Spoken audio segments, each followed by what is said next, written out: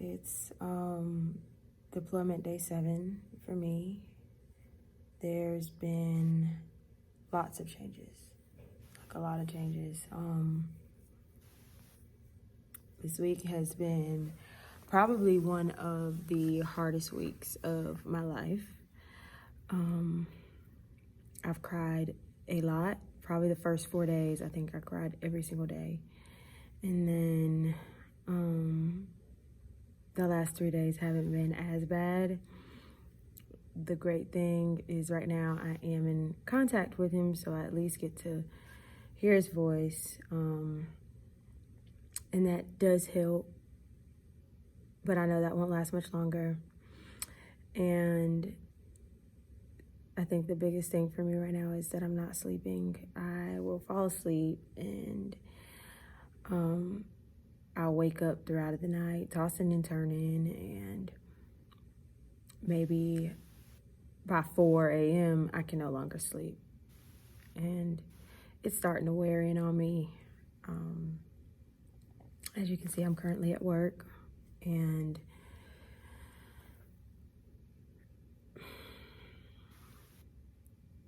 I think the hardest thing is trying to process that he isn't here and I can't just rely on him like I could before. Like, it's really a whole lot of learning to stand on your own, and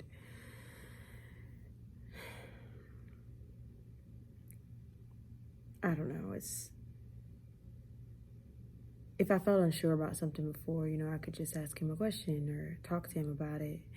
And now it's like I'm in my mind trying to figure out if this is what he would do or if this is what he would want. And then, with him being gone, it puts so much responsibility on me. I'm taking care of Mom, I'm taking care of our kids, and then I'm working too in the middle of COVID.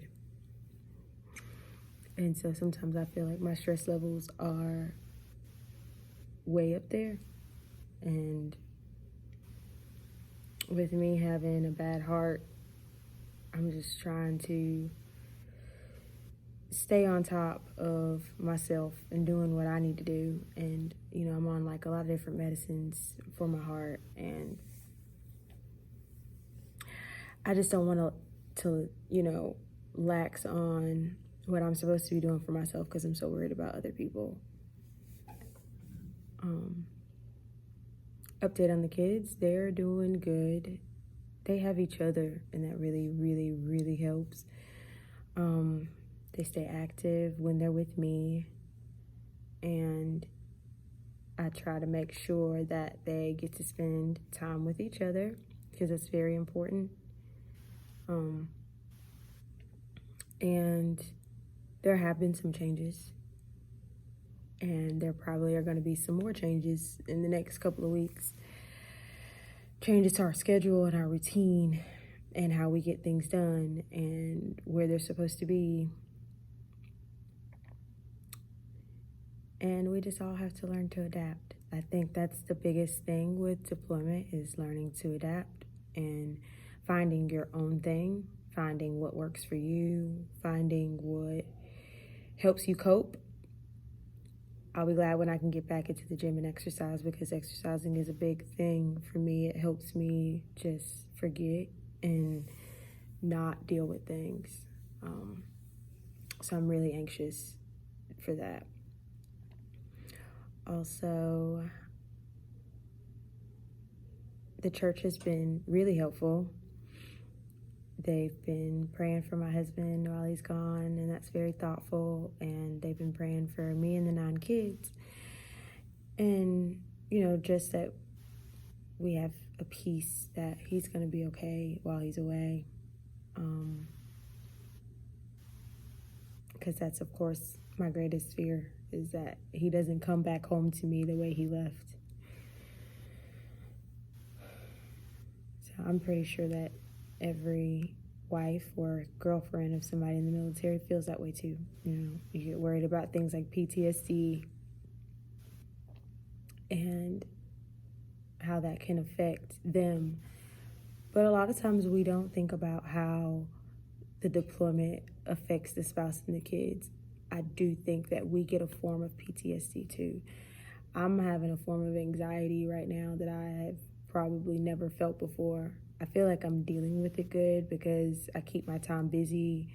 Like when I leave work, I go back home and help the kids with their virtual schooling, and then I go over to mom's and take care of her, hang out with her, watch movies, sit on the couch, spent the night over there a few times already. We take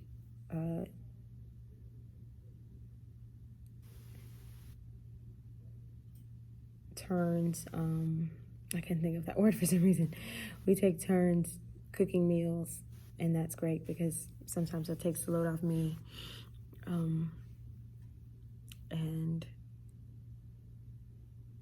we just really try to keep everybody structured. I think that's the only way we're going to be able to make it through this. So we are 7 days down, and there are so many to go. Somebody gave me the idea, make a calendar and check off each day. For me right now, until we get about halfway through, that whole calendar thing is not helping me because all I see is more days that are left than there are that have gone away. My husband's like, we're just going to take it one day at a time. And I'm like, that's easy for you. You're busy doing military stuff. Your mind is not thinking about, the kids, me, because you're in a military mindset. I'm not in that. I'm in the house every day that we both lived in for years, and I'm around the children that we both have taken care of for years and loved for years. I'm around everything that reminds me of you, and you're around everything that reminds you of the government you agreed to protect. Not things that remind you of the children, and not things that remind you of me or your mom. So it does get difficult, and I do get frustrated trying to work on that because I don't want every time that he calls for me to just be ramming my feelings and emotions on him. That does happen. It has happened a lot this week, but this is new for me. So I am trying to learn not to do that. So if you have some tips, if you've gone through deployment before and you have some things that worked for you that you think could possibly work for me, I don't want to burden him with what's going on at home if it's something that I can fix, if it's something I can take care of. And then I want to learn to not burden him with my emotions because I'm very emotional. I'm dealing with separation anxiety, but that comes from my childhood, and it's just kind of spilled over into my adulthood. But that'll be another YouTube video. Anyways, I love you guys. Thanks for walking this journey with me through this deployment. It does help to kind of have a video diary of what's going on. So remember to like for me, subscribe, and hit that notification bell to see more videos. Hopefully they won't all be sad. Again, the Mizell Squad just appreciates everything that you guys are about and your support.